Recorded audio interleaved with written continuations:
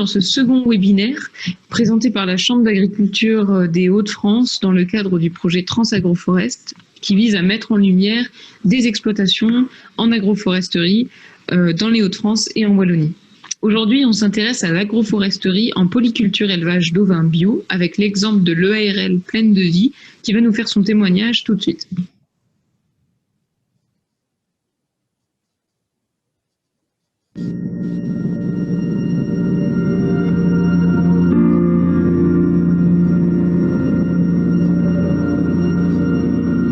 Je m'appelle Sylvain Derave, je suis installé sur la ferme familiale ici à Bayenvillers depuis 3 ans maintenant.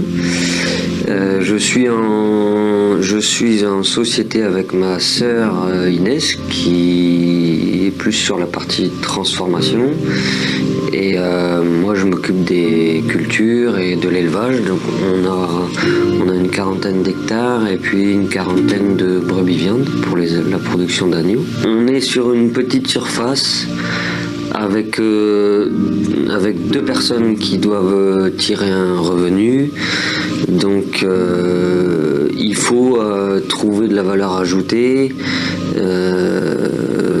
du coup aller vers un produit fini, le plus fini possible. On ne peut pas jouer sur des volumes, donc on joue sur de la qualité, l'aboutissement du produit au plus possible. Après, dans la limite de ce qu'on peut faire humainement, c'est très souvent la limite du temps qui est là. Il y a 10 ans, les premières haies ont été implantées. C'est mon père en passant en bio en fait. Il s'est dit faut que plusieurs raisons, il faut que je me protège des voisins parce que en passant en bio, il faut être cohérent, faut éviter que les produits phyto dérivent chez nous. Donc les haies, ça peut être une barrière physique. Et puis il faut apporter un peu d'auxiliaire aux cultures pour essayer de les renforcer, quoi, de les aider. Mais on ne parlait pas encore beaucoup d'agroforesterie, en tout cas dans notre secteur. On s'est rendu compte après, mais c'était plutôt des haies où il y avait beaucoup d'arbustes. C'était moins porté sur l'agroforesterie de OG, d'arbres de valeur. C'était plus une haie type biodiversité, quoi. Les haies, au bout de 10 ans, protègent quand même du vent, peuvent protéger localement des grosses pluies, d'orages. On a planté d'autres linéaires pour plus typé agroforesterie avec un arbre de OG tous les 6 mètres et un petit peu de bourrage entre deux. Donc plus orienté bois d'œuvre et bois de qualité.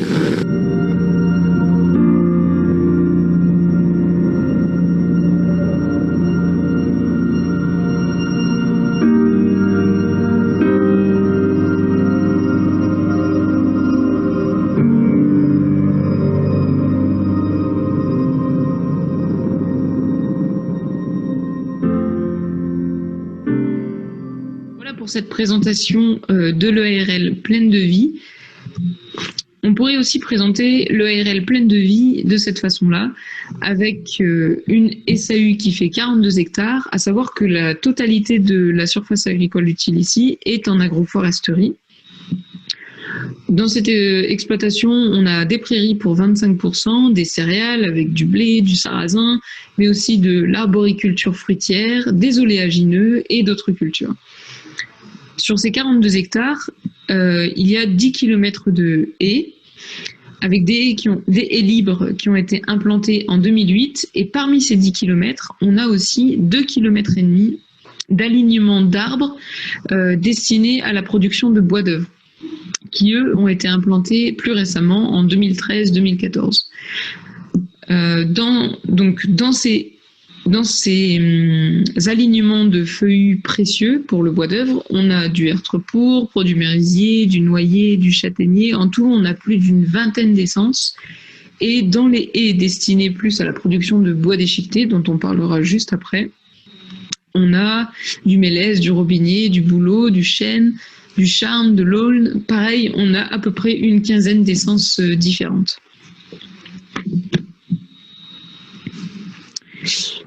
Les haies dans cette exploitation, elles ont été implantées pour exercer diverses fonctions. D'abord pour éviter les dérives de produits phytosanitaires, grâce notamment à l'effet brise-vent que les haies procurent. On a également un rôle de biodiversité. Avec ces haies, on veut aussi protéger les animaux des fortes chaleurs et des intempéries. Et les haies, elles ont aussi une fonction de production de bois plaquettes et de bois d'œuvre. On en parlera juste après. Tout d'abord, on peut commencer en étudiant la fonction des haies, et plus précisément l'effet brise-vent des haies. Les haies sur l'exploitation protègent de la dérive des produits phytosanitaires. On le voit sur une vue satellite du parcellaire juste à droite. L'exploitation étant en bio, l'exploitant a voulu être cohérent et de ce fait a en fait constitué des remparts autour de son parcellaire. Il faut savoir qu'une haie a un effet brise-vent sur 20 fois sa hauteur. Et ça constitue une barrière aux dérives de produits phytosanitaires. C'est la première fonction de la haie, ici. Sachant que l'effet brise-vent a aussi un autre atout, c'est qu'il va créer un microclimat, avec un microclimat qui sera favorable à la protection des animaux contre les fortes chaleurs, mais aussi les vents violents, les intempéries. C'est la deuxième fonction qu'on peut voir ici. Ce qui est important de noter, c'est que les ovins, ils se comportent différemment entre une parcelle sans arbres et une parcelle agroforestière. C'est une étude qui a montré ça. Et les arbres sont activement recherchés par les brebis, et même en dehors des jours de forte chaleur ou des jours d'intempéries. Donc c'est une étude de l'INRA qui a montré ça en Auvergne, sur une parcelle avec un seul arbre. Et l'arbre sur cette parcelle, de ce fait, il occupait 1% de la surface, et pourtant les brebis y passaient à peu près 40% de leur temps. Les ovins, en fait, passent, 90% des activités de repos des ovins se déroulent à l'ombre. De ce fait, les haies ont leur rôle à jouer en proposant un microclimat et des zones d'ombre dans la parcelle. Sachant qu'en plus, les haies vont protéger les animaux contre les intempéries, les fortes pluies, le vent, et vont ainsi limiter le stress thermique que les animaux ressentent. Il y a quand même un point négatif toutefois, c'est qu'il a été noté qu'à proximité des arbres, les ovins présentent des signes plus fréquents de gêne occasionnés par les insectes. Et ça, en fait, c'est directement corrélé avec le fait que les haies procurent de la biodiversité. Toutefois, il faut dire quand même que le poids de cette gêne, comparé aux bienfaits que procurent les haies sur le comportement des animaux, est léger. Donc, je le disais à l'instant que les haies procuraient de la biodiversité, puisque les haies procurent un habitat naturel pour la faune et encouragent à la biodiversité. Ça, c'est le résultat de plusieurs paramètres au sein de ces haies. On a d'abord la structure de la haie qui va influencer sur cette biodiversité. Ici, on a des haies qui ont des arbres de haut G, avec des haies qui montent à plus de 10 mètres. Et entre ces arbres de haut G, on a des arbustes. Ça, c'est un paramètre important dans la structure de la haie. Ce qui est important, en plus de la structure, c'est la composition. Ici, les haies, elles impliquent des essences qui sont adaptées à la région, et de ce fait, on ne rompt pas avec les essences qui sont présentes sur le territoire. Et en plus de ça, les haies sont composées de feuillus qui sont réputés pour contenir davantage de biodiversité que les haies de résineux. La haie, elle comporte également une zone qui influence cette biodiversité, c'est la bande enherbée qu'il y a au pied. Ici, on a une bande enherbée qui fait à peu près 3 mètres avec 1,5 mètre de chaque côté. Et cette bande enherbée, elle joue également son rôle dans la biodiversité, puisqu'elle sert de refuge aux auxiliaires et aux petits animaux, mais elle offre aussi un lieu de nidification pour certains oiseaux. On entend souvent que la haie va héberger certains ravageurs des cultures. Eh bien, c'est vrai, notamment l'hiver, mais en fait, elle va davantage privilégier les auxiliaires de culture. En réalité, elle attire des ravageurs, elle attire des auxiliaires, mais elle attire également des insectes qui sont de la même famille que les ravageurs et qui vont servir de proie et d'hôte de substitution aux auxiliaires. Ce qui va permettre aux auxiliaires de se multiplier en dehors des phases où il y a des bioagresseurs sur les cultures. Ce qui permet, in fine, d'avoir une meilleure lutte contre les insectes ravageurs des cultures. On dit souvent que l'environnement agricole est appauvri en biodiversité. Eh bien, ici, grâce aux haies, couplé à la bande enherbée, c'est encore mieux. La haie devient un lieu où le champ devient un lieu où la chaîne écologique se restaure. Et ça, c'est entièrement cohérent avec le label bio. En plus de la biodiversité, la haie, elle s'inscrit dans l'exploitation et elle permet de diversifier les sources de revenus. L'échelle de temps, on dit qu'elle est souvent problématique pour produire du bois sur l'exploitation. On dit souvent qu'il faut attendre 50 ans avant d'avoir une production, mais c'est pas toujours le cas. Ici, il y a une production de bois d'œuvre et une production de bois plaquettes. Ce qui fait qu'on a 2 échelles de temps différentes. Avec la production de bois plaquettes, on a une production tous les ans au final, puisque l'agriculteur, il entretient latéralement les haies à la tronçonneuse et à l'épareuse. Et grâce à 1 km de haies, il peut produire jusqu'à 10 mètres cubes de bois plaquettes. Et ce bois plaquettes, il le stocke chez lui et il s'en sert pour chauffer la maison, chauffer un appartement et chauffer la boulangerie qui vient valoriser en fait les céréales de l'exploitation. En tout, avec 2 fois 10 mètres cubes, donc avec 2 km de haies, ce qui fait 20 mètres cubes, il peut chauffer 530 mètres carrés. Donc tous les ans, il va entretenir 2 km de haies pour subvenir à ses besoins en chauffage. Les haies libres servent à ça, servent à la production de bois plaquettes. Et on a dit juste au début, durant la fermoscopie, qu'il y avait aussi 2,5 km de bois d'œuvre qui ont été rajoutés un petit peu après les haies. Et ce bois d'œuvre, là par contre, on s'inscrit sur une échelle de temps qui est plus longue, mais aussi avec des revenus qui sont plus importants.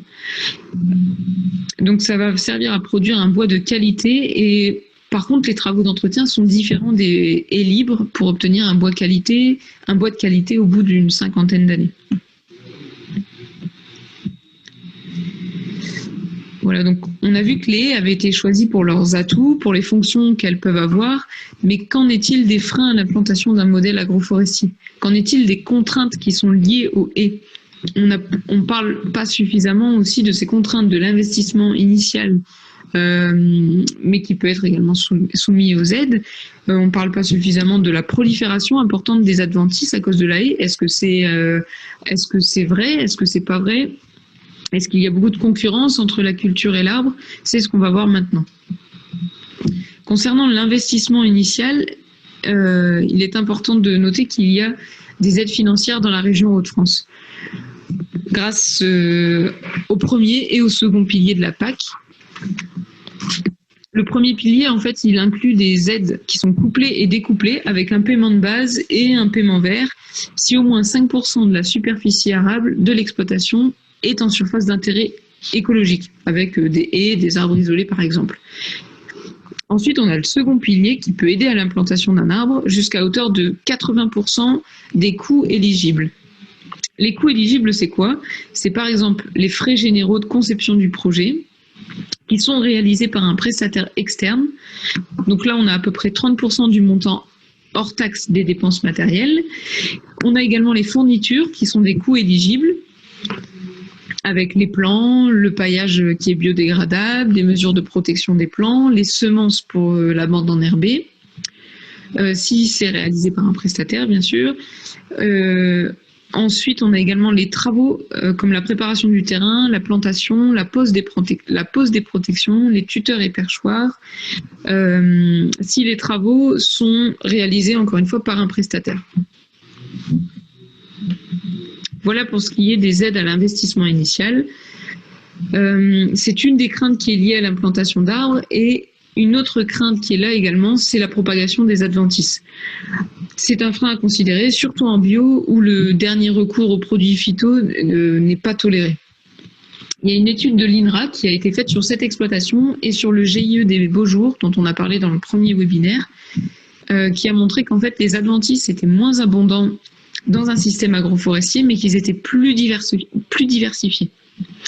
Et ça, c'est dû finalement à plusieurs choses. Donc, s'ils sont plus diversifiés, c'est grâce ou à cause de la bande enherbée qui favorise en fait la biodiversité de la faune, mais qui favorise aussi la biodiversité de la flore.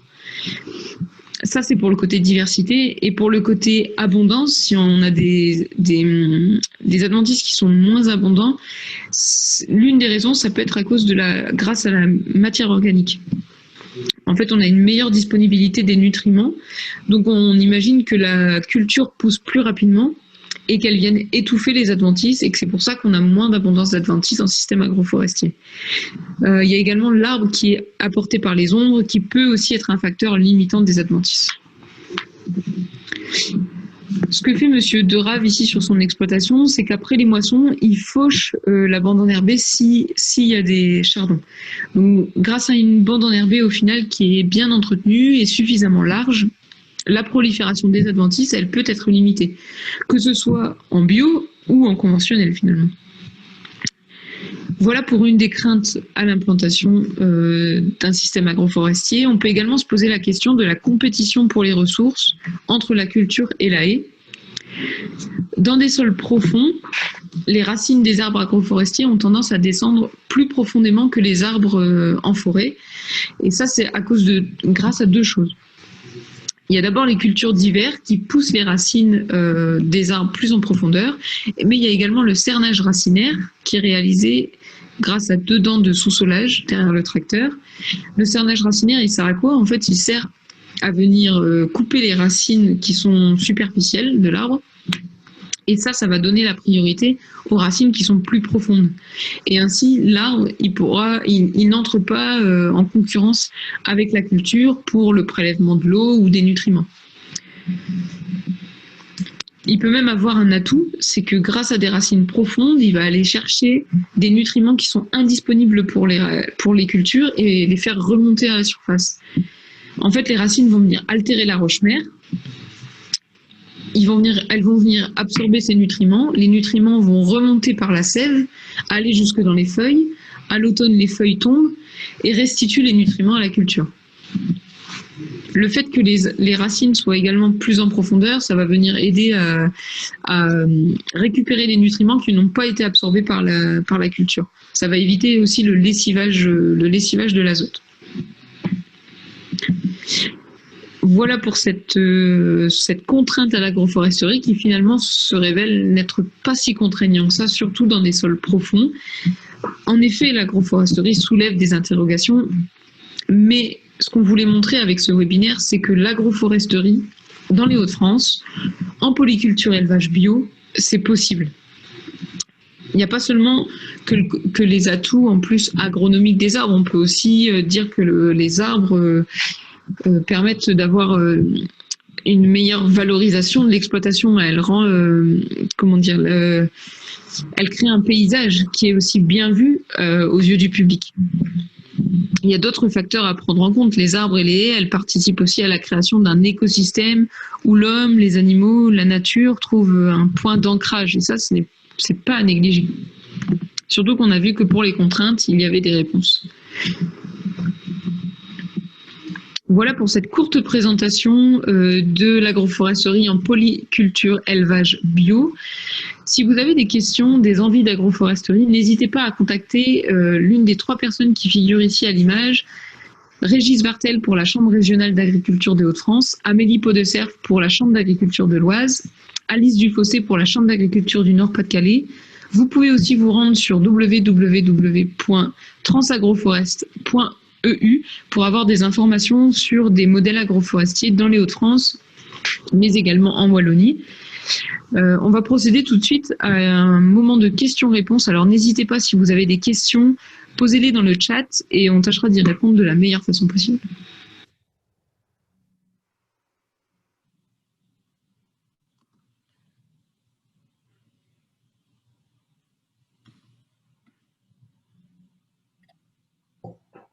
Rebonjour. Donc, n'hésitez pas à poser vos questions en cliquant sur l'onglet Converser et on accueille maintenant Régis Vartel qui va tâcher de répondre à vos questions. Oui, bonjour à tous. Justine, tu me confirmes qu'on m'entend? Je te le confirme. Ok, super. Donc, bonjour à tous. Merci Justine pour cette présentation. Donc, il y a déjà pas mal de questions sur le webinaire. On va essayer de les prendre les unes après les autres. Justine, vous avez bien mis, hein, vous avez les contacts, hein, donc si vous voulez aller plus loin effectivement sur des projets. Donc, je salue toutes vos questions et puis les quelques personnes que j'ai reconnues, que je connais. Il y a une première question de Jean-Charles Visset, collègue des Pays de Loire, sur effectivement le système que vous avez présenté. Effectivement, hein, les ovins sont en pâturage tournant dynamique. Donc ça, les arbres ont aussi un intérêt par rapport à ça. Hein, c'est qu'en fait, on va amener finalement un ombrage pour une partie, en tout cas du temps, qui va amener parfois un retard effectivement de la pousse de l'herbe. Donc là, l'agriculteur, il fait tourner évidemment ses moutons là où l'herbe elle est appétante et elle est disponible. Par contre, ce retard est décompensé quand en fin de printemps, début d'été, alors selon la météo de l'année, mais avec les changements climatiques, on a quand même des étés aussi chez nous qui sont de plus en plus chauds avec des fois des manques d'eau. Hein. Là, l'arbre, en apportant de l'ombrage, elles amènent aussi du coup du fourrage qui est disponible plus longtemps. Donc là, les agriculteurs, ils peuvent jouer aussi hein, sur les arbres pour vraiment mieux exploiter en fait le potentiel de production de leur prairie. Donc ça, c'est aussi un intérêt directement économique. On continue sur des questions économiques donc, que j'ai vues, les collègues des parcs naturels régionaux là, sur les Hauts-de-France.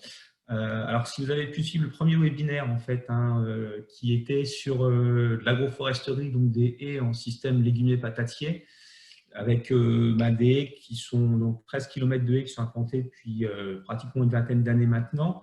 Ça, c'est des sites sur lesquels les chambres départementales de la Somme et puis régionales Picardie, maintenant Hauts-de-France, ont fait des suivis effectivement pour mesurer les effets sur la production. Alors, c'est des suivis qui sont compliqués hein, parce que mesurer de la production au mètre carré, voilà, et puis des gradients dans la parcelle, c'est loin d'être simple.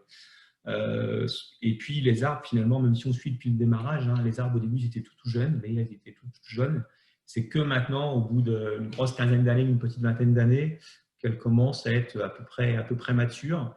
Ce qu'on commence à mesurer donc nettement, c'est vraiment sur les premiers centimètres en bordure, un effet effectivement de concurrence. Donc ça c'est clair et net. Donc c'est vraiment sur les premiers centimètres, hein, c'est même pas plus que les premiers mètres. Par contre, là, il y a une concurrence qui est forte. Par contre, on semble commencer à détecter un effet brise-vent positif vraiment au milieu de la bande cultivée en fait. Alors pour être très très honnête avec vous, les données qu'on a, on est vraiment sur des quelques pourcents de gains. Donc on est vraiment à la limite d'incertitude statistique. Hein. Donc on espère que ça va se confirmer dans les années qui viennent, mais on est vraiment à la limite. C'est un peu compliqué à noter. Le témoignage quand même des agriculteurs donc sur le système légumier patatier là, qui est irrigué, c'est qu'ils sont canons d'irrigation. Et en fait, ils nous disent que depuis un certain nombre d'années, ils ont un meilleur calibrage globalement de leur tubercule de pommes de terre, donc une meilleure valorisation économique. Et ça serait dû effectivement à cet effet brise-vent qui limite les dérives de l'irrigation. Voilà, donc à confirmer, mais ça a l'air effectivement plutôt très intéressant sur ces aspects-là. Après, on n'a pas non plus les moyens de suivre des dizaines de parcelles avec les moyens que ça nécessite. Hein. Donc, il faut rester prudent par rapport à ça. En tout cas, avec presque 20 ans de recul sur ces parcelles, on n'a pas noté d'effets négatifs, donc notamment au niveau des maladies, par exemple. Hein, on pouvait craindre plus d'ombrage, peut-être plus de maladies fongiques sur les pommes de terre, par exemple, et on constate effectivement pas ça. Donc, on a plutôt a priori des aspects positifs ou à minima neutres. Donc voilà, c'est plutôt favorable. Question un petit peu du même ressort de Clélia Saubion que je salue, sur prolifération des adventices. Donc ça, c'est les travaux qu'on avait menés dans le cadre du projet Hack Forward, projet européen Hack Forward, avec Delphine Mézières, donc au niveau de l'INRA, et puis les collègues de Poitou-Charentes, Eric Sirou en tête. Voilà, donc si vous faites une petite recherche sur Hack Forward, Grande Culture, normalement il y a une publi de Delphine Mézières par rapport à ça. Et puis on avait fait une fiche recto verso, un petit peu de résumé sur ces questions adventices et agroforesterie qui ont été abordées dans le webinaire. Je descends un petit peu dans les questions. En même temps, j'en profite pour vous dire, on a un temps de chat de webinaire qui est limité. Donc, on n'est pas à l'abri d'avoir une coupure, effectivement, au bout d'une quarantaine de minutes, peut-être. Ne soyez pas surpris, mais vous avez nos contacts. N'hésitez pas à nous recontacter. Donc, question sur la largeur de la bande enherbée. Donc, ce qu'il faut, évidemment, c'est que la configuration, en fait, de la parcelle et des aménagements, des alignements d'arbres ou autres, en agroforesterie, il faut que tout ça soit compatible avec le matériel agricole. Donc, le système qu'on présentait au premier webinaire, la contrainte, c'était les canons d'irrigation. En général, la contrainte, en tout cas en conventionnel, c'est la largeur du pulvérisateur et puis les rampes. Donc, pulvérisateur actuel et puis effectivement pulvérisateur éventuellement futur. Quand on est en système bio, totalement bio, là, on n'a pas cette contrainte pulvérisateur, donc c'est plutôt les engins de semis, de récolte, etc. Dans les parcelles qu'on a sur les Hauts-de-France en grande culture, on a souvent des lignes d'arbres qui sont tous les 30 mètres en général à peu près, et puis des fois on monte à 50 ou 60 mètres, vraiment en agroforesterie intraparcellaire. Voilà, vous avez vu là le système en bio, on est sur des lignes tous les 30 mètres. Largeur de la bande enherbée, 3 mètres de large, c'est effectivement pas mal. Ça veut dire 1,50 m initialement quand on plante les arbres de part et d'autre de la plantation. Mais la haie, les arbres, ça pousse et ça prend de l'emprise. Faire moins de 3 mètres, c'est quand même souvent très risqué par rapport à des passages d'engins, etc., d'abîmer du matériel et d'abîmer les arbres. Voilà, donc évidemment, on passe la sous-soleuse au plus près de la bande enherbée sans détruire la bande enherbée. Dans certains sites qu'on a suivis, qu'on suit, quand les bandes enherbées elles ont été ratiboisées, réduites des fois de quelques dizaines de centimètres ou mètres, en fait c'est là que les agriculteurs ont plus de soucis parce que en gros, gagner quelques dizaines de centimètres de production, là où on a quand même une concurrence des racines et de l'ombrage, on produit très très peu. Par contre, c'est là, effectivement, si on met la terre à nu pour amener les adventices qui posent souci. Donc, quand ça a été le cas, quand les agriculteurs ont ratiboisé leur bande enherbée, c'est, à ma connaissance, plus de soucis que d'intérêt. Donc, appel à projet mesure 8.2, oui, les dispositifs sont existants. Donc, aussi bien sur le versant Nord-Pas-de-Calais que sur le versant Picard qui constitue à 2 les Hauts-de-France. On est sur des appels à projets qui sont annuels, mais qui sont reconduits en fait chaque année. Et, on va dire qu'on est en fin de programmation, donc les textes ne changent pas beaucoup, ça évolue pas beaucoup. Les mesures, a priori, sont plutôt appropriées par rapport à ce qu'on peut faire chez nous. Voilà, donc c'est plutôt pas mal. On ne pousse pas à la consommation, mais on a des taux d'aide publique qui sont à 80%. Ça a été expliqué, je crois, dans le webinaire, mais 80% en fait des coûts d'implantation, donc tous les achats de fournitures, etc., les arbres, les arbustes, les protections, les paillages, éventuellement une partie du montage du projet. Donc on ne dépassera jamais les 80% d'aide publique. Donc on ne sait pas de quoi sera fait l'avenir. Mais s'il y a des projets qui sont à peu près mûrs, il ne faut sans doute pas trop attendre pour effectivement, en tout cas, bénéficier d'aides publiques. Après, il y a des projets qui sont en dehors des aides publiques aussi. Je descends un petit peu dans le chat.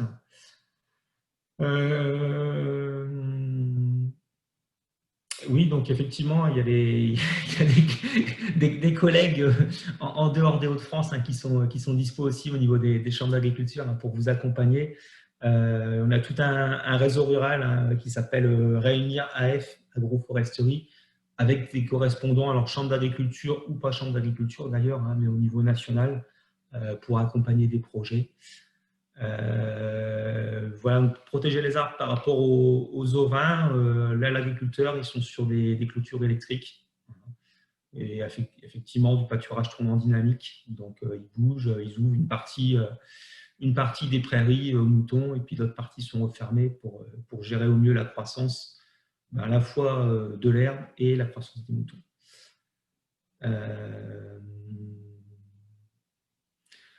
Alors, ombrage des arbres sur les cultures, nous, on n'en est pas à dire changer ni les variétés d'arbres, ni les variétés de cultures, en tout cas pour l'instant. Par contre, ce qui est super important, c'est l'écartement en fait, des lignes d'arbres, donc les densités, hein, des arbres à l'hectare.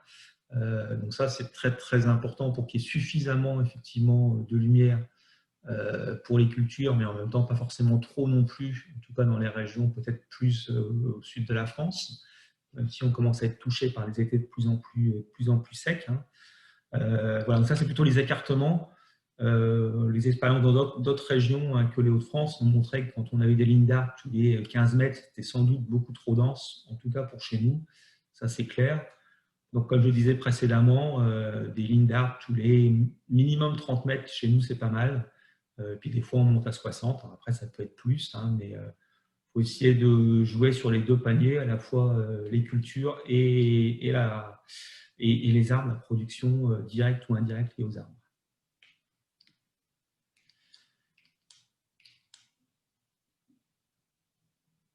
La rotation, alors je ne saurais même pas répondre à la question. Là, on est plutôt sur des prairies, donc comme on est en système en bio, hein, qui sont des prairies, on va dire, temporaires, hein, même si elles reviennent souvent de place en place. Voilà, mais ça pourrait très bien être en prairie permanente, en fait. Hein, il n'y a pas de contraintes particulières. Là, c'est plus parce qu'il est en bio aussi, hein, qui va gérer aussi ces prairies, effectivement, en rotation.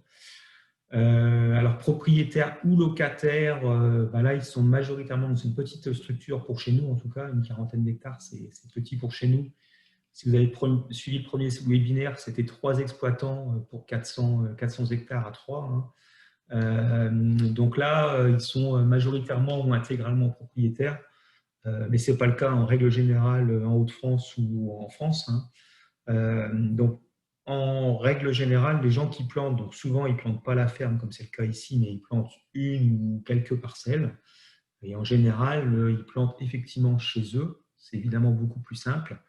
Après, si on n'est pas propriétaire, mais qu'on veut planter, c'est faisable, mais il faut l'accord du propriétaire et puis il faut se mettre d'accord au niveau effectivement plus juridique, renouvellement du bail, etc.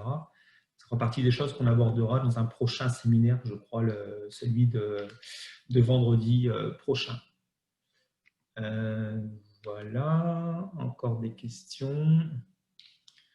Donc, effectivement, les contacts, hein, donc N-Oise, Nord-Pas-de-Calais, contact dans le chat, hein, du collègue du département de l'Aisne, qui n'est pas dans le projet Interreg, mais qui accompagne aussi l'agroforesterie. Et puis, on pourra vous mettre aussi le contact de la collègue du département de la Somme. Donc, ARL pleine de vie, on est sur un écartement 25 à 30. Je me permets de t'interrompre. Vas-y, Justine. Il nous reste 1 minute de webinaire, après on va être coupé, alors je te laisse avoir le mot de la fin. D'accord. Donc, mot de la fin, on est là à disposition effectivement, hein, pour vous accompagner aussi bien aux petites des premières informations. S'il y a encore des questions, etc., n'hésitez pas à répondre aux mails que vous avez eus, hein, de la part de Justine, pour faire remonter les questions. On essaiera d'y répondre au mieux. Au-delà de ça, s'il y a des velléités ou pas, il n'y a aucune obligation, mais de monter des projets, on peut être là aussi bien en montage technique qu'en montage administratif et de dossiers d'aide publique si nécessaire. Voilà.